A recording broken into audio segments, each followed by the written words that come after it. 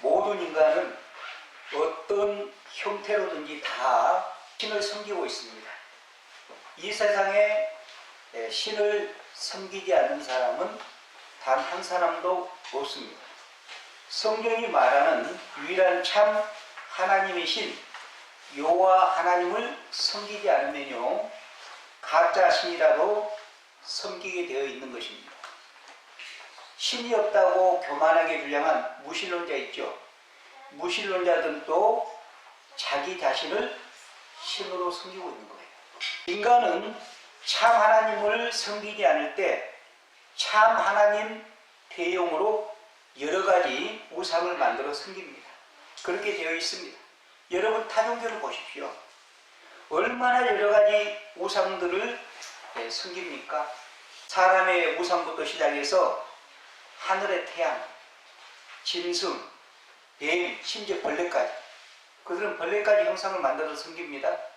바다의 물고기 등 우상을 셀 수 없이 많이 만들어서 섬깁니다.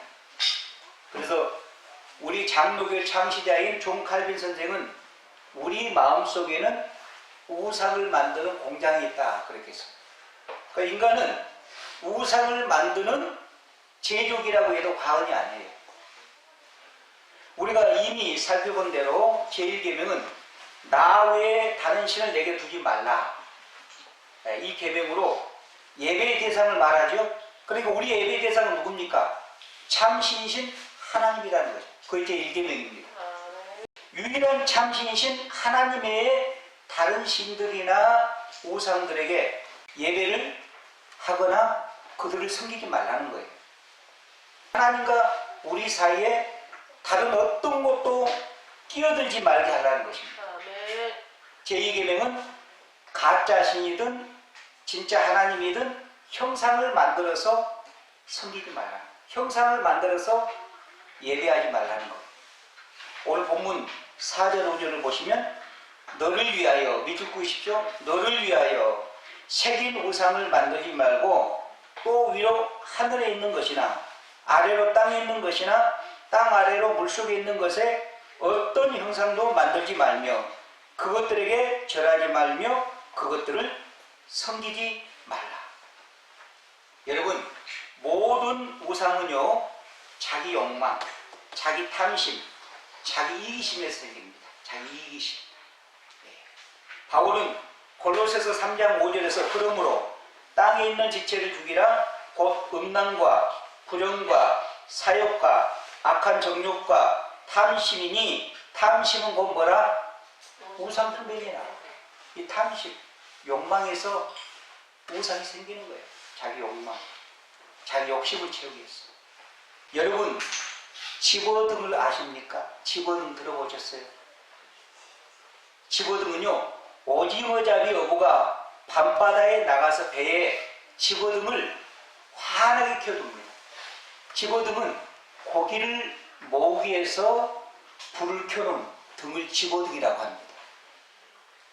그러면은 밤에 배에다가 집어등을 켜놓으면은 오징어가 그 불빛을 보고 미친 듯이 달려옵니다. 막 사방에서. 그러면 어부는 그냥 집어 올리면 되는 거예요. 집어 올리면. 그 불빛이 자기들의 목숨을 노린다는 사실은 이 오징어는 꿈에도 모르는 거예요. 그 불빛만 보고 미친 듯이 달려옵니다. 오징어 학교 수석을 해도 소용이 없어요. 예. 오징어 왕궁에 고위직에 있는 오징어도 소용이 없어요. 그 불빛을 보고 미치는 거예요. 그 유혹을 못 이기는 거예요. 오늘날 이 세상은 이런 집어등이 환히 밝혀 있습니다. 물질의 집어등, 성적 쾌락의 집어등, 명예의 집어등, 성공의 집어등, 권력의 집어등 등등. 이런 집어등이 현란하게 불을 밝히면 유혹만 하면은 물려고 작정하는 사람들이 오늘날 그렇게 많아요. 옆집 사람이 분명히 꽃뱀에 물려가지고 가정이 파탄이 났는데요. 그걸 멈추지를 못해요. 옆집에서 분명히 꽃뱀에 물려가지고 가정이 깨졌는데 그걸 알면서도 멈추지 못한다고. 아니 고위 공직자가 뇌물을 받아 사고랑을 차고 감옥에 들어가는 것을 보면서도 뇌물을 거절하지 못하고 공군혁명에 눈독을 들이대다가 감옥에 들어간 사람이 한둘이 아니잖아요. 왜 그렇습니까? 자기를 위한 욕망, 탐심이 있기 때문에 그래요. 자기를 위한 욕망, 탐심. 여러분 우상의 특징이 뭔지 아십니까? 우상의 특징은 모든 것을 바치게 합니다. 전적 헌신을 요구합니다. 여러분 돈 우상에 집착하면요 누가 무슨 말 해도 귀에 아무 말도 안 들려요. 돈 우상에 빠지는 것은 왜 그럽니까? 돈을 믿기 때문에 그렇죠. 신앙하기 때문에, 돈을 신앙하기 때문에. 돈이 분명히 나에게 행복을 가져다 줄 거다. 그런 믿음이 없으면 돈이 우상이 되겠습니까? 안 그렇습니다. 돈이 신앙이 되니까 돈 우상에 빠지는 거죠. 그러면 언제 돈 우상에서 벗어날 수 있습니까? 그 환상이 깨질 때. 아, 돈이 나에게 진정한 행복을 줄 수 없구나. 이 환상이 깨지기 전에는 절대로 돈의 우상에서 빠져나올 수 없습니다. 자녀 우상을 두는 가정이 있습니다. 그런 가정은 모든 것이 자녀 위주로 돌아갑니다. 애가 공부를 하려면 달달 볶습니다. 성적이 내려가면 막 달달 볶으면서 다 너를 위해서 하니, 나를 위해서 하니, 너를 위해서 하잖아. 막 그렇게 말을 그렇게 하는데 가만히 보면은 부모 욕심을 채우기 위해서, 대리만족을 위해서 합니다. 자녀를 희생시키는 거예요. 어떨 때는 막 두들겨 패면서도 너를 위해서 하지, 나를 위해서 공부하니? 그래서 자녀가 나중에는 화가 나서 부모와 정반대 방향으로 가버리잖아요. 그러면 아이도 부모도 불행해집니다. 자녀가 우상이 된 집안이. 제2계명은, 우리가 오늘 읽은 제2계명은 예배의 방법에 대해서 말씀하고 있습니다. 예배 중에는 바른 예배도 있고 잘못된 예배도 있습니다. 잘못된 예배를 드리지 말라고 말하고 있죠. 그렇다면 어떤 예배가 잘못된 예배입니까? 제2계명에서 잘못된 예배는 우상을 만들어서 우상 앞에 절하고 우상을 섬기는 예배, 이건 잘못됐다. 어떤 경우라도 우상을 만들어서도 안 되고 만든 우상 앞에 절하고 섬겨서는 안 된다는 것입니다. 여러분 물론 예수님을 안 믿는 사람들이겠죠. 그런데 병원을 개업할 때는 예수님을 안 믿는 사람들은 거의 돼지 대가리 앞에 놓고 고사를 지릅니다. 병원이 어떤 곳입니까? 의술의 최첨단을 가지는 곳 아닙니까? 병원 의사들 얼마나 공부를 많이, 6년을 공부합니다. 보통 6년. 외국 유학 갔다 오면 10년 넘게 공부합니다. 그런데 병원을 개업하기 앞두고 돼지대가리 앞에 딱 놓고 돼지대가리 앞에 고사를 지내면서 이 돼지대가리가 우리 병원 잘 되게 해달라고, 대박을 터뜨리게 해달라고 빈다는 거예요. 새 차 사면 어떻게 합니까? 명태, 마른 명태, 부고라 가지고 부고 놓고 고사 지내잖아요. 부고가 교통사고를 지켜줍니까? 그러니까 사람들이 정말로 똑똑하고 얼마나 스스로 지혜로운 척하지만은 이 우상의 문제 앞에 딱 서면은 얼마나 바보인지를 우리가 알 수 있습니다. 아니 인간이 기른 돼지대가리가 병원에게 부를 갖다 줍니까?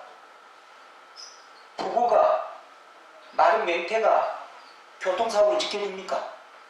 사람을 지켜줍니까? 이렇게 인간이 어리석다. 인간이 이렇게 어리석다.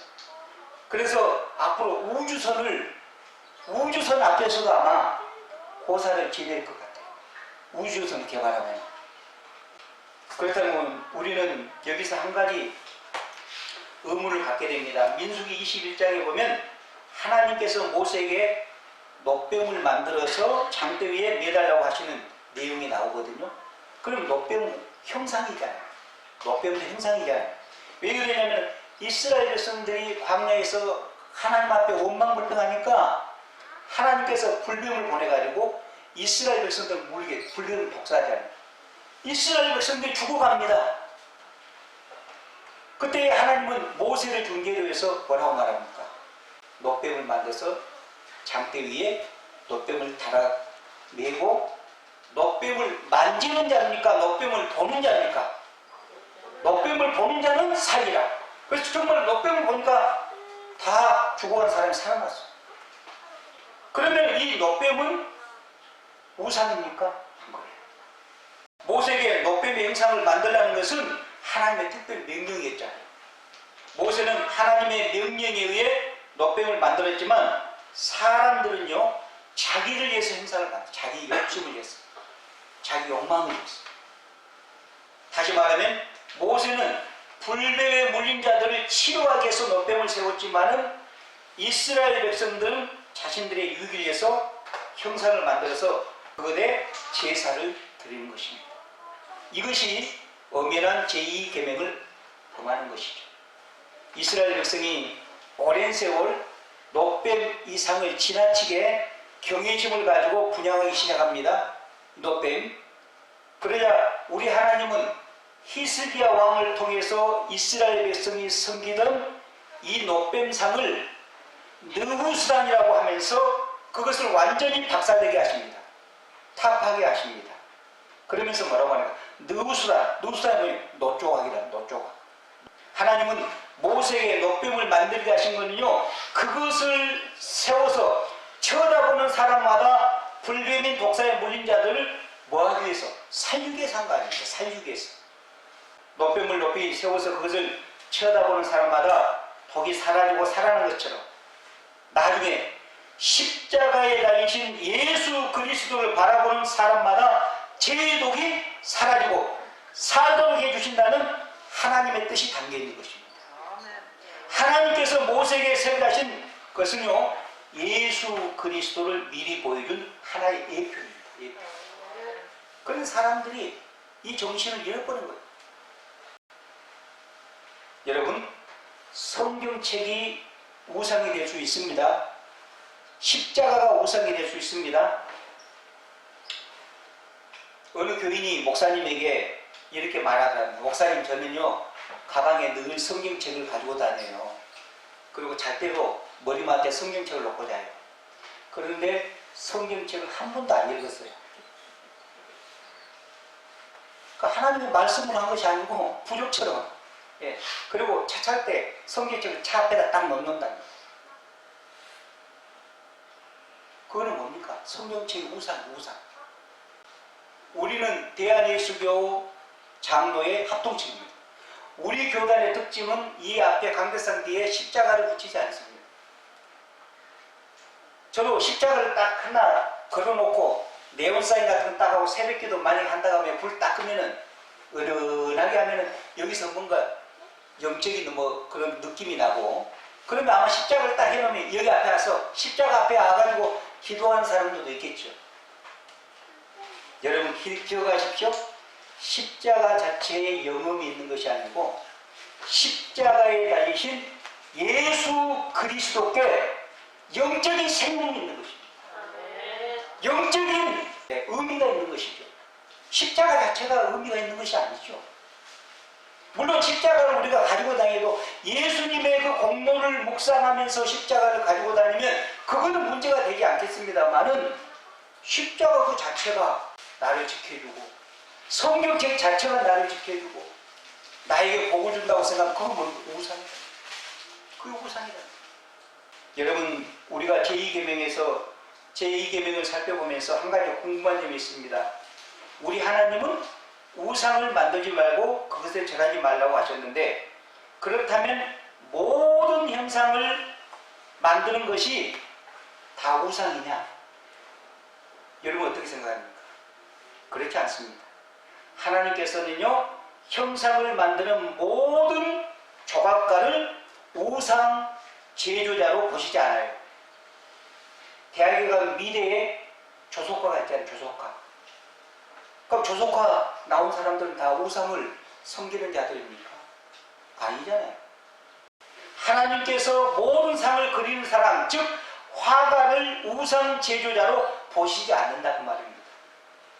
경배의 대상이 아니라 하나의 예술로 만들거나 그린 것은 우상이 아니다 그 말이에요. 경배의 대상으로 조각을 만들거나 경배의 대상으로 그림을 그려서 그거를 섬길 때 그게 우상 숭배라는 것이죠.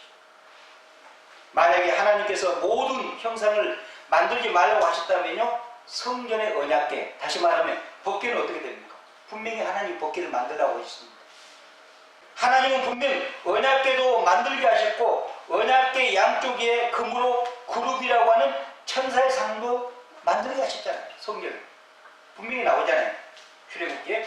또 하나님께서 성전의 지성소에 가지가 6개인 등대도 두게 하셨습니다. 하나님께서는 제사장의 옷에 금방울과 성류상도 만들어 달게 하셨습니다. 그럼 이런 것은 우상입니까? 아니라는 거예요. 그러므로 하나님께서 무엇을 구상하고 그리거나 만드는 모든 예술 행위는 우상 숭배로 보지 않습니다. 또한 하나님께서는 예배 처소 안에 있던 예술품도 전시하지 못하게 하는 것도 아닙니다. 구약 성전 안에 얼마나 많은 형상들과 작품들이 전시되어 있었습니까?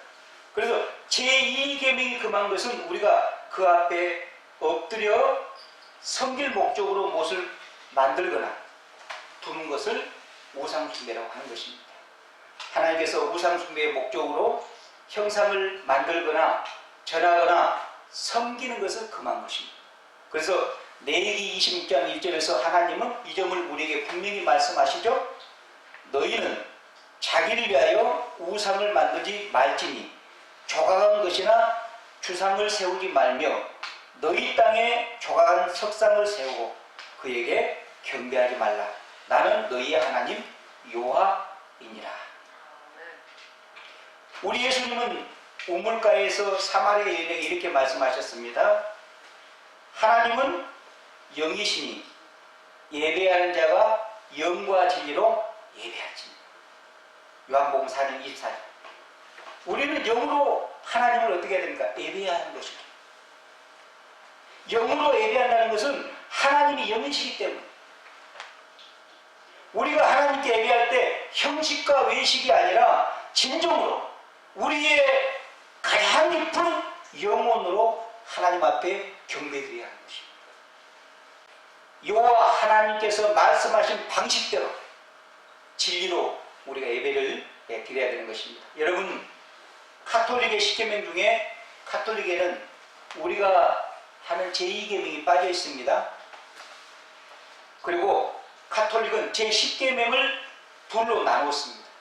그래서 카톨릭에는 남의 아내를 탐내지 말라, 남의 재물을 탐내지 말라, 이렇게 나누어서 모두 10가지 계명으로 만들었습니다. 왜 이 계명을 빠뜨렸을까요? 카톨릭에는 성모 마리아상을 만들어가고 그 앞에서 빌잖아요. 기도하잖아요. 성모 마리아상 신으로 생각하죠. 그러니까 그들에게는 이 계명이 있으면 큰일 나요. 이 계명을 우상을 만들거나 전하지 말라 이걸 딱 빼버리고 제 10계명을 둘로 나눠서 10계명을 만듭니다. 그러니까는 카톨릭은 이단인 것이죠. 분명히 카톨릭은 이단인 것입니다. 여러분, 제2계명은 다른 계명에 비해 긴 계명입니다. 계명을 지키지 않을 때 하나님은 분명히 벌과 지킬 때의 상을 언급하고 있기 때문입니다.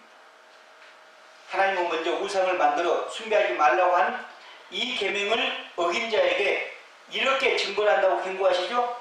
나 내 하나님 여호와는 질투하는 하나님인즉 나를 미워하는 자의 죄를 받되 아버지로부터 아들에게 3, 4대까지 이르게 하거니와. 우리 하나님은 어떤 하나님이라고요? 질투하는 하나님이라고 합니다. 우리 하나님 질투하는 하나님. 여러분, 놀랍게도요, 하나님의 속성 중에 질투가 있습니다. 이 질투는 하나님의 속성이에요. 여러분 아셨어요? 질투는 하나님의 속성이라니까요. 인간의 병들고 망가진 그 질투 말고 이 순수한 질투, 이거는 하나님의 속성입니다. 그런데 원래 질투라는 속성은 하나님의 속성인데 왜 질투가 하나님의 속성일까요? 질투라는 개념에는 반드시 사랑이 전제되어 있기 때문에 그렇습니다. 질투는 반드시 사랑이 전제되어 있어요. 여러분 한번 생각해 보세요. 나와 전혀 상관없는 어떤 여자가 다른 남자와 팔짱을 끼고 걸어가는 때 질투나 그런 사람이 있습니까? 아무도 없습니다. 오히려 아름답게 느껴져 있죠. 그런데 내 아내가 옆집 아저씨하고 팔짱 끼고 가는데 멋지다. 그런 미친 남편이 있겠습니까? 나의 아내가 옆집 남편하고 팔짱 끼고 가는데 보이었다. 그런 미친 남편이 있겠네요. 그래서 질투는 반드시 사랑이라는 관계를 전제로 하는 개념입니다. 따라서 하나님께서 질투하신 분이라는 말이 무슨 뜻입니까? 그 정도로 우리 하나님은 우리를 사랑하신다는 말씀이에요. 질투를 느낄 정도로 우리를 사랑하신다는 거예요. 그래서 여러분 기억하시죠? 사랑은 독점입니다. 사랑은 배타적이고 사랑은 독점적입니다. 그래서 우리 예수님은 십계명을 요약해서 주 너의 하나님을 마음을 다하고 목숨을 다하고 뜻과 정성을 다해서 뭐하라? 사랑하라. 독점적이에요. 90%는 사랑하고 10%는 다 이룰 수가 없다는 거예요. 사랑은 100% 독점적이라는 거예요. 그러면 우리 하나님이 그냥 우리에게 막무가내로 너희는 마음을 다하고 목숨을 다하고 뜻과 정성을 다해 날 사랑하라 이렇게 요구하십니까? 그게 아니잖아요. 이스라엘 백성들에게 그렇게 요구했으면 아니잖아요. 우리 하나님께서 이스라엘 백성들이 애굽에서 400년 종살이할 때 그들을 애굽의 종살이에서 구출해 주시고 그들에게 참된 자유를 허락해 주시고 하나님의 백성으로 삼아 주셨잖아요. 그러면서 하나님께서 이스라엘 백성들에게 십계명을 주면서 너희는 나를 이렇게 사랑하라. 그건 맞는 말이잖아요.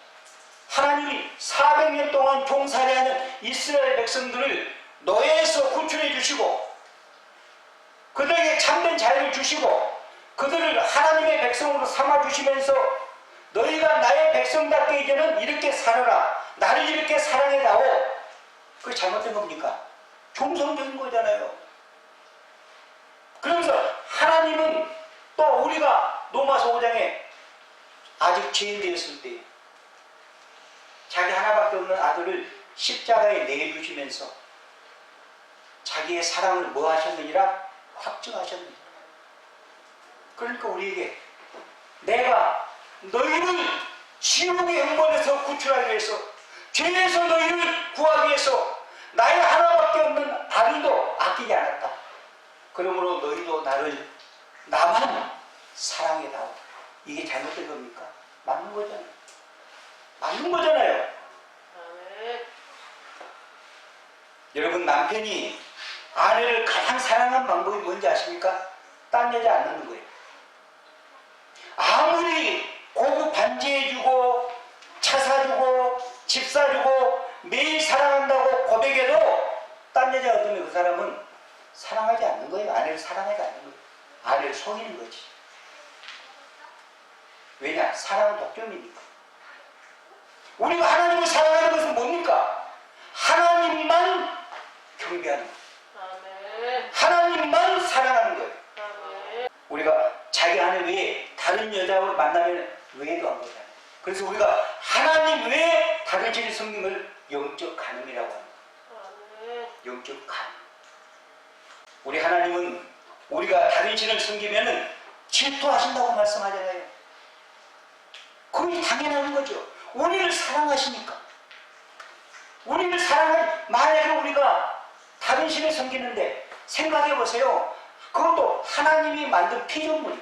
하나님이 만든 피조물을 인간이 그걸 신이라고 하나님 얼굴 앞에 딱 대놓고 하나님보다 그걸 더 높이면 하나님의 분노 안 하시겠습니까? 화가 안 나시겠습니까? 질투가 안 나시겠습니까? 만약에 질투를 못 느낀다면 하나님 우리를 사랑하신 분이 아닙니다.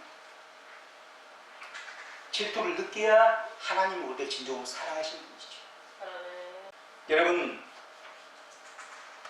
요즘 우리나라는 아이돌 공화국이 되었습니다. 아이돌이 우상이라는 뜻인데 영어로 2000년대에 들어와서 10대 청소년들의 열광적인 인기를 끄는 젊은 가수들이 등장했습니다.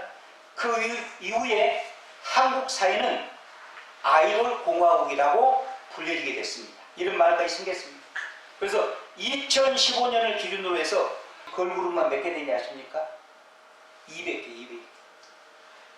걸그룹만 한 200개 정도 됩니다. 걸그룹만. 여러분, 아이돌은 영어로 우상이라는 것입니다.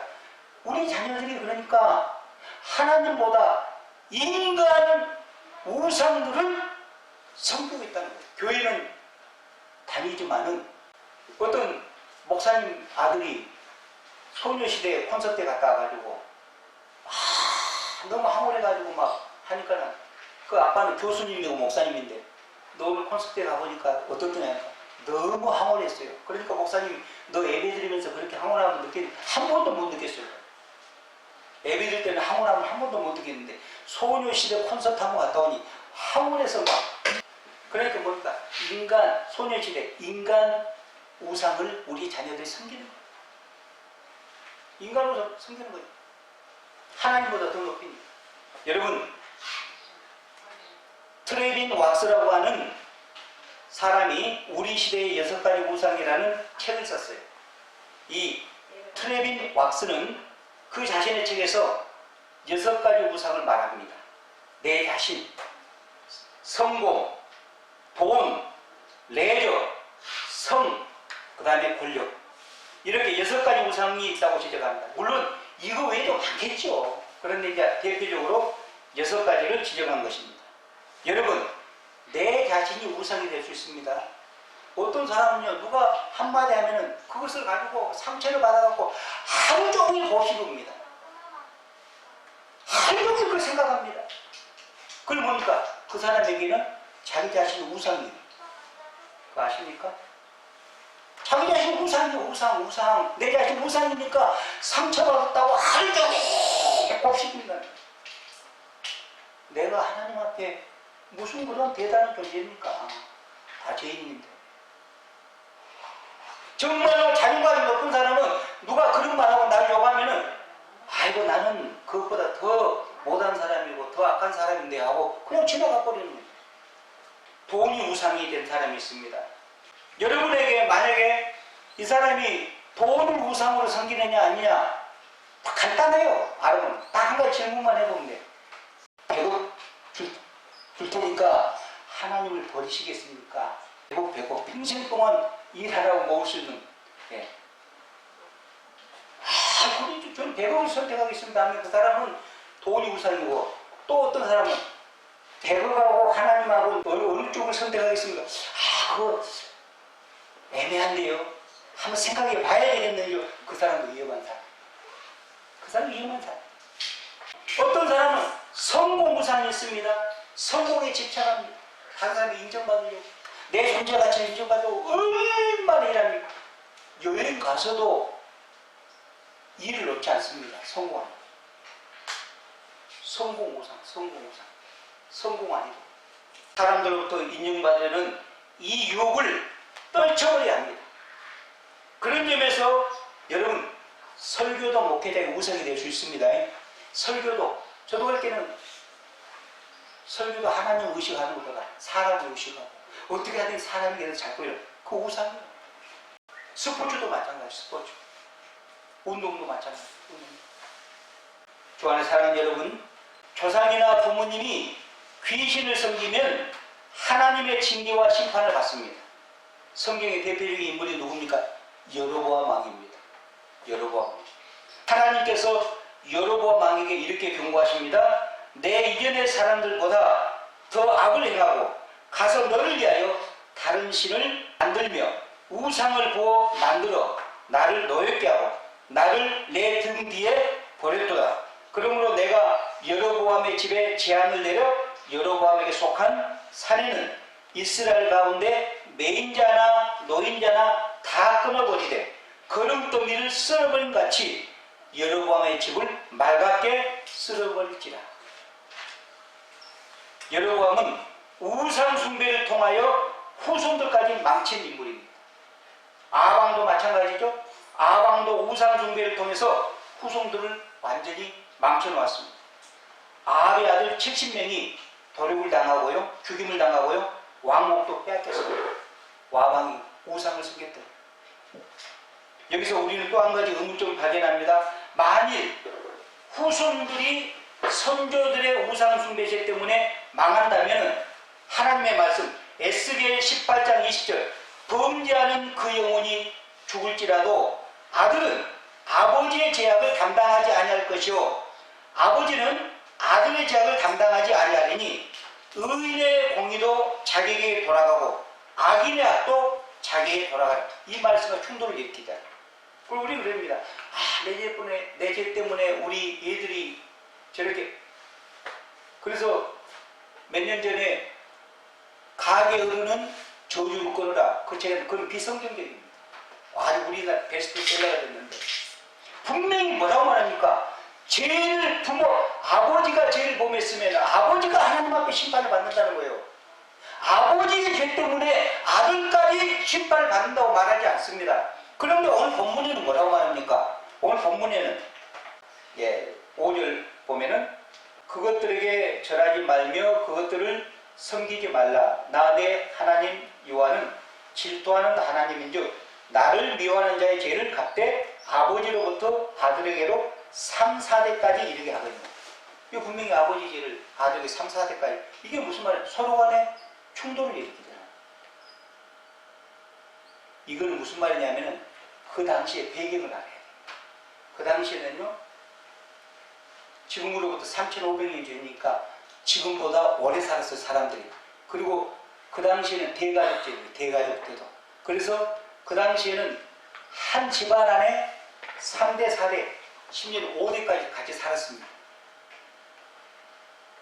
그러니까는 가장이 하나님 앞에 범죄를 하면은 위쪽으로 자기 아버지나 밑에 자기 아들이나 손자나 영향을 받겠습니까? 안 받겠습니까? 받는다. 가장이 우상 숭배를 하면은 마치 전염병처럼 다른 후손들에게 이게 전염이 된다는 거예요. 그런데 아버지가 우상을 섬겨도 아들이 아버지의 그 본을 받지 않고 우상을 섬기지 않으면 아들에게는 아버지의 죄가 이어지지 않습니다. 이어지지 않아요. 하나님은 공평한 하나님입니다. 그런데 대부분 어떻습니까? 대부분 영향을 받는단 말이에요. 왜냐하면 만약에 아버지가 우상을 섬기는데 아들이 안 따라주면 호적을 판다든지 집에서 막 쫓아낸다고 막 그러니까. 그러면 뭐 웬만하면은 뭐 종교라고 영향을 받 전염병죠. 그러기 때문에 아버지의 죄가 3, 4대까지 간다고. 그래서 여기 나온 거지. 아버지 죄 때문에 자녀도 똑같이 벌어간다 그런 것도 없습니다. 그래서 가게 흐르는 저주를 그 책은 비성경적이다. 얼마나 많은 사람들이 그 책을 읽는 겁니다. 베스트셀러 비성경적입니다. 부모가 아무리 우상숭배죄를 범해도 자녀가 예수님을 영접하고 우상숭배죄를 범하지 않으면 부모의 죄가 자녀에게 넘어오지 않습니다. 그런 점에서 예수를 믿고 섬기는 선조들과 부모를 두는 자녀는 얼마나 복된 자녀인지를 여러분 깨달아야 됩니다. 알아야 됩니다. 선조들이 하나님과 언약을 맺고 자녀들에게 하나님의 은혜를 물려주는 것은 얼마나 귀한지 몰라요. 그래서 솔로몬은 잠언 20장 7절에서 이렇게 말하죠. 온전하게 행하는 자가 의인이라 그의 후손에게는 복이 있느니라. 여러분, 경건한 부모는요 자녀에게 하나님의 진노를 넘겨주지 않아요. 신앙을 넘겨주지, 영적인 복을 넘겨주지.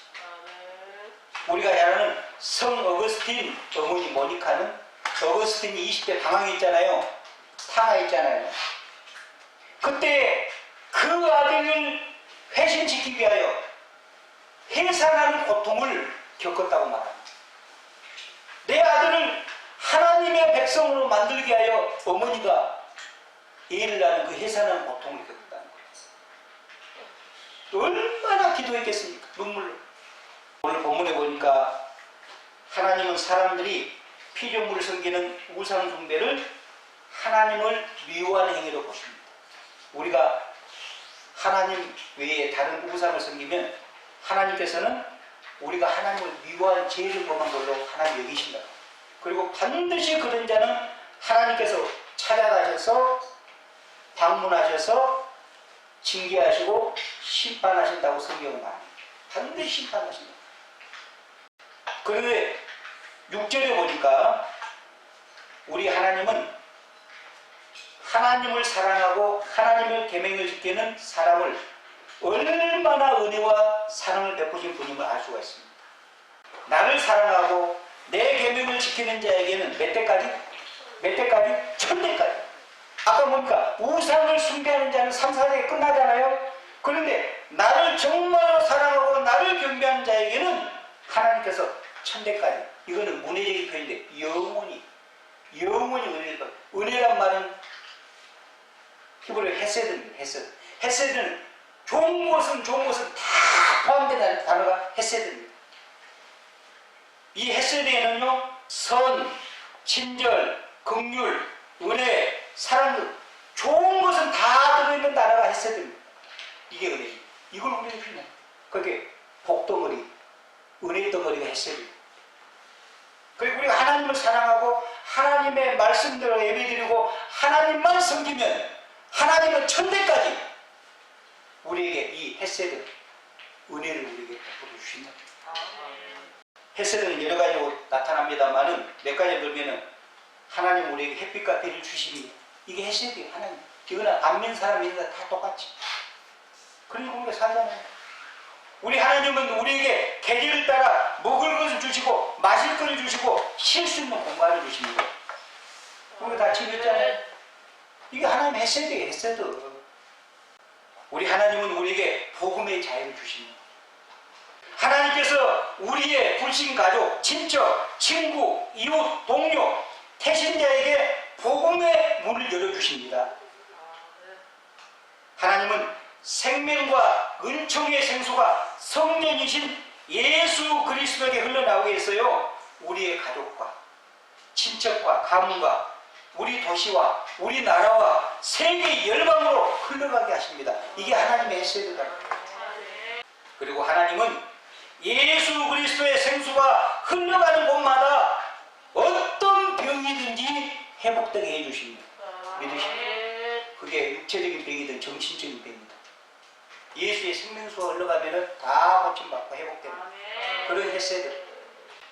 우리 하나님은요, 많은 재앙이 우리에게 임하지 않게 우리를 지켜주십니다.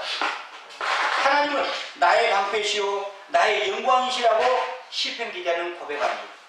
우리가 알게 모르게 우리를 향해 날아오는 재앙과 우환의 화살이 우리를 쏘지 못하도록 하나님 우리를 늘 주무시지도 않고 우리를 지켜주십니다.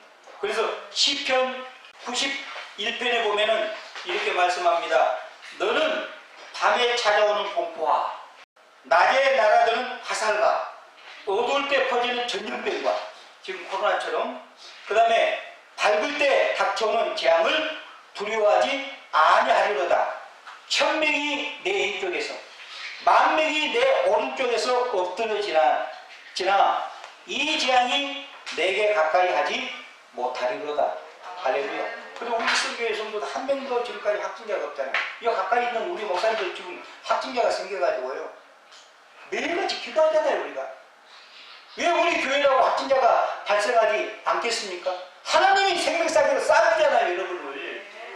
여러분 자녀들도 하나님은 치명적인 질병에서 우리를 회복시켜 주신다고 약속했어요. 치명적인 질병에서. 그 하나님을 찬양하십시오. 하나님의 세대를 찬양하십시오. 하나님의 은혜를 찬양하십시오. 얼마나 감사하신 분입니다. 얼마나 사랑이 풍성하신 분입니다. 우리가 뭐라고?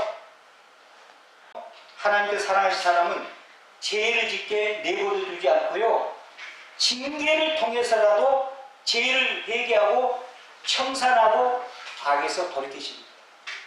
이게 복이요. 하나님이 사랑하지 않는 자는 아무리 세상에서 잘나가고 악한 짓을 해도 그냥 내버려 두는 거예요. 내버려 두는 것이 최고의 저주입니다.